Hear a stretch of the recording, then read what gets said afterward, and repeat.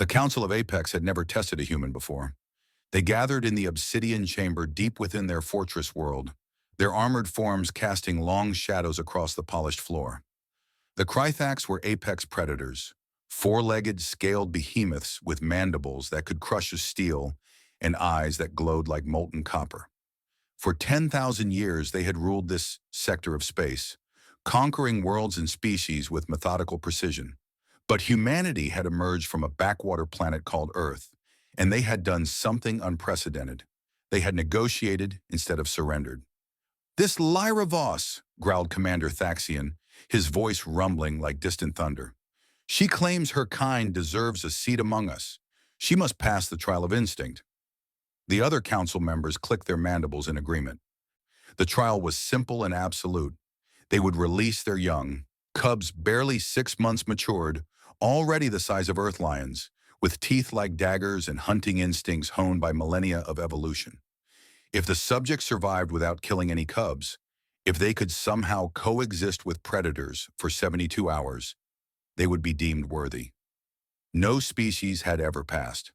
Most died within the first hour. Lyra Voss stood in the center of the arena, her hands empty, her breathing steady. She wore standard human expedition gear, tough fabric, reinforced boots, nothing that would help against what was coming. She had been briefed, of course. She knew the odds. The gates opened with a metallic screech. 6 Krythax cubs bounded into the arena, their scales still soft and juvenile, but their claws very real. They moved with the fluid grace of natural hunters, spreading out immediately, testing the air with forked tongues. Lyra didn't run. That would trigger the chase instinct. She didn't freeze either. Prey froze. Instead, she slowly lowered herself to the ground, sitting cross-legged, making herself smaller, less threatening. She kept her eyes down, not challenging, but not submissive either. The cubs circled her, curious, wary. One of them, smaller than the others, with distinctive copper striping along his spine, approached closer than the rest. His name, she would later learn, was Rennick. He sniffed at her, his mandibles opening slightly. Lyra remained still.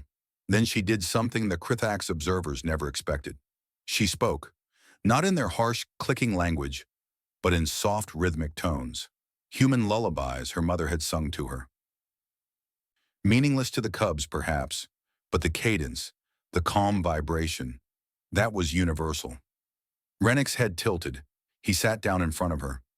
The first day passed in tense observation. Lyra moved slowly, deliberately. When the cubs grew hungry, automated feeders dispensed fresh meat. Lyra ate her own rations quietly in the corner.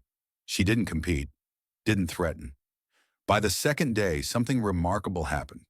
The cubs began to play near her, not with her, not yet, but in her presence.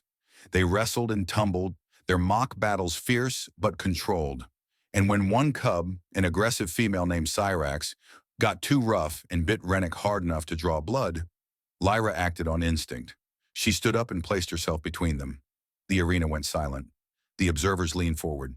Cyrax growled, her juvenile aggression flaring. Lyra didn't back down. She didn't attack.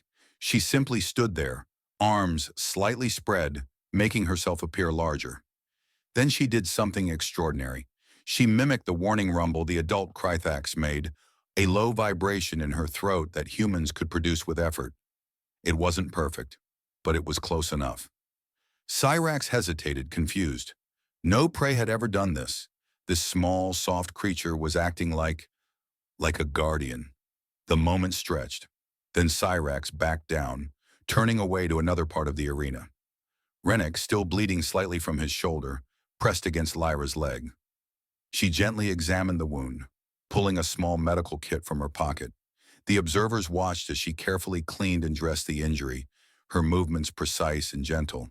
Rennick rumbled, a sound of contentment. By the third day, the dynamic had completely shifted. The cubs stayed close to Lyra. They brought her pieces of their food, an offering perhaps, or a test. She accepted small portions, respecting the gesture. When they slept, they formed a protective circle around her, with Rennick always closest, his scaled body pressed against her side. The observers were in chaos. This is unprecedented, Thaxion admitted, his voice filled with something between confusion and awe. They're protecting her. They've bonded with her. But she's prey, another council member protested. She has no claws, no fangs, no armor.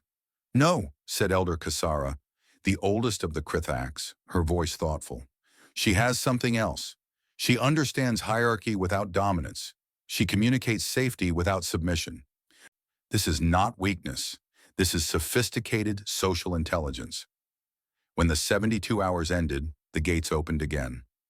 Lyra stood, every muscle aching, exhausted but alive. She began to walk toward the exit. The cubs followed, all 6 of them. No, commanded Thaxion, his voice booming across the arena. The trial is over. Return to your dens. The cubs ignored him. They stayed with Lyra, Rennick pressing against her leg protectively.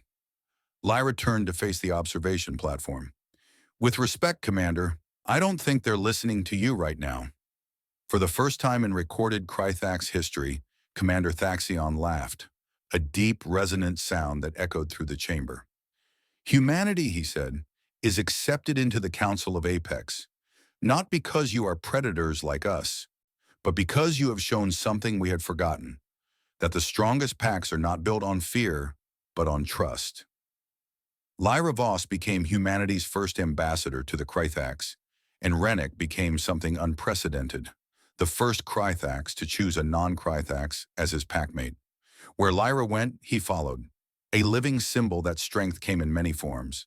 And across human space, when the story spread, people smiled and said what they'd always known. Humans didn't survive by being the strongest. They survived by making friends out of the most unlikely allies. Even predator cubs who refused to leave their guard.